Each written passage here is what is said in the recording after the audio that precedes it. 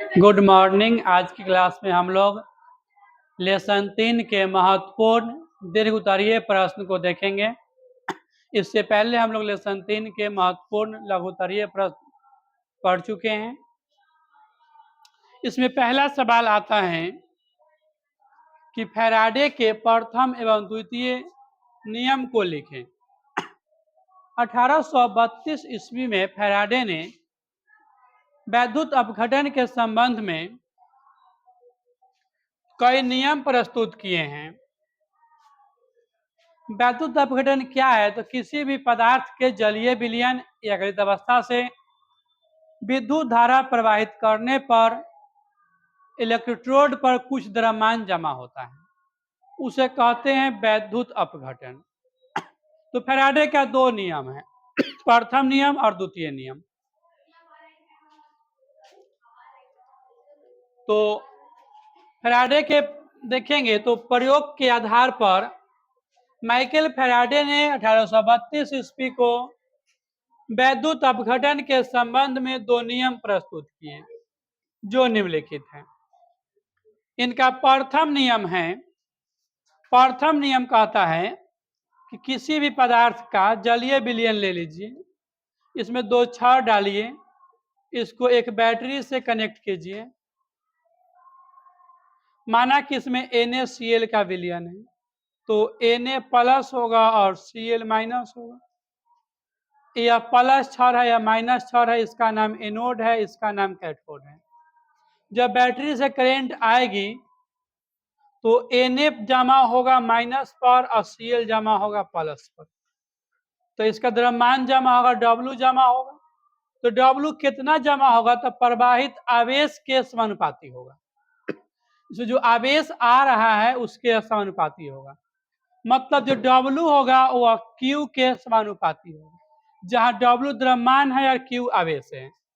Electrode पर जमा होने वाला द्रव्यमान उसमें प्रवाहित आवेश के समानुपाती है। यह फैराडे का प्रथम नियम है।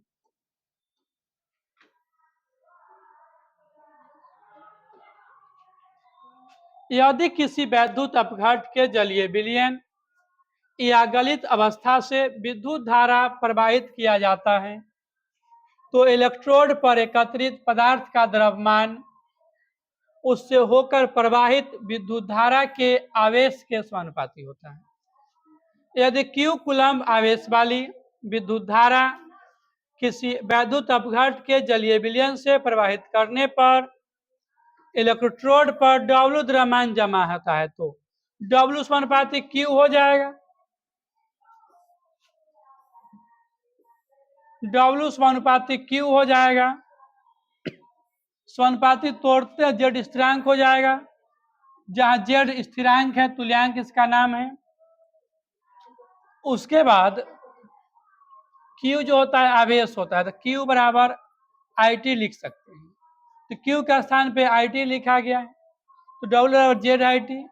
या आप मानने में अंतर करें, द्रव्यमान को W मानकर M माने तो M बराबर CZT। यही है फैराडे के प्रथम नियम का व्यंजक, जहां W या M द्रव्यमान है, I विद्युत धारा है, T समय है।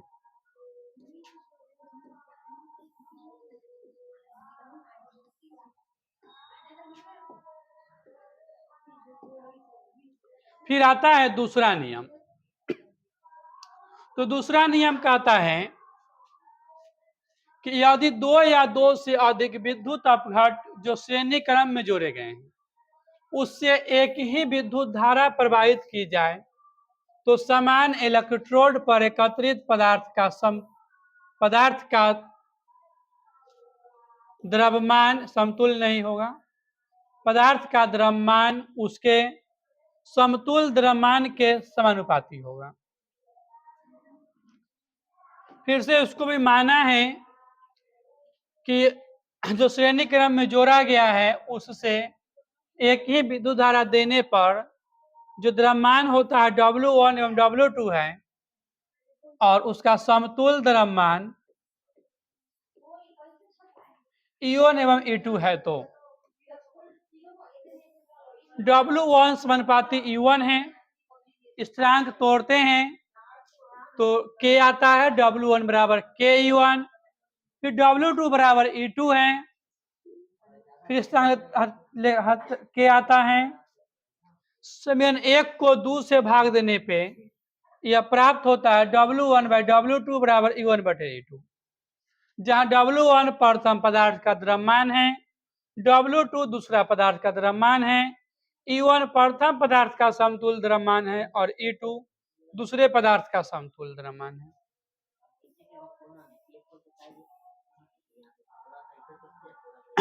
अगला सवाल है कि विद्युत रासायनिक सेल क्या है, इसके बनावट का वर्णन करें। सेल कई प्रकार के होते हैं। कोई ऐसा सेल होता है जो रासायनिक ऊर्जा को विद्युत ऊर्जा में बदल देता है, कोई ऐसा भी सेल होता है जो विद्युत ऊर्जा को रासायनिक ऊर्जा में बदल देता है। तो यहां हमसे कहा गया विद्युत रासायनिक सेल, तो यह वैसे सेल हैं जो रासायनिक ऊर्जा को विद्युत ऊर्जा में बदल देता है, जैसे है गैल्वेनिक सेल या डेनियल सेल, यही सब है। सेल के बनावट भी देखा गया है,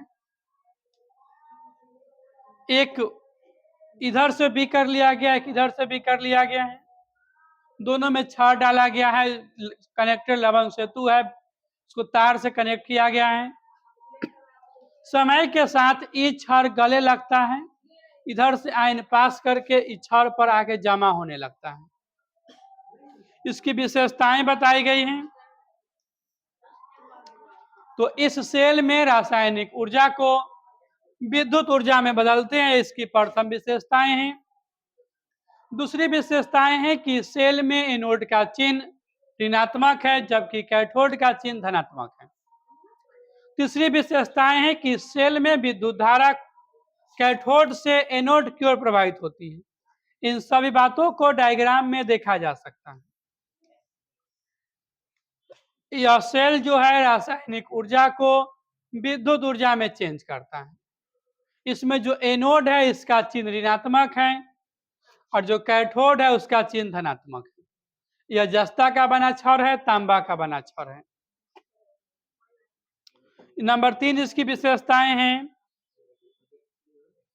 कि इसमें जो विद्युत धारा है वह कैथोड से एनोड की ओर बहता है, मतलब इधर से निकलता है इधर की ओर चला आता है विद्युत धारा, यह उल्टा होता है। यही लवण सेतु है जो उल्टी यू आकार की बनी होती है, जो दोनों विलयन को जोड़ने के काम आती है।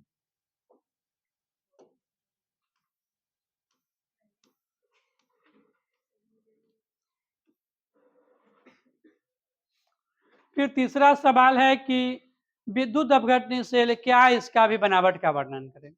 तो कोई ऐसा सेल जो विद्युत ऊर्जा को रासायनिक ऊर्जा में बदल देता हो, उसे हम विद्युत अपघटनी सेल कहते हैं।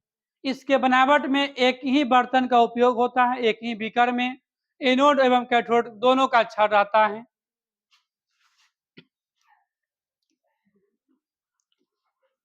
उस व्यवस्था को जिसमें विद्युत ऊर्जा को रासायनिक ऊर्जा में परिवर्तित करता है उसे विद्युत अपघटनी सेल कहते हैं। इस सेल में विद्युत अपघटन की क्रिया होती है। क्या विद्युत अपघटन से आगे देखते हैं। देखिए एक ही बड़ा सा बीकर है,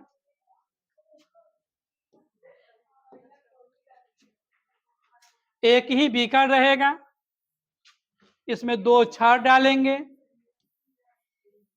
दोनों छड़ को एक बैटरी से कनेक्ट करेंगे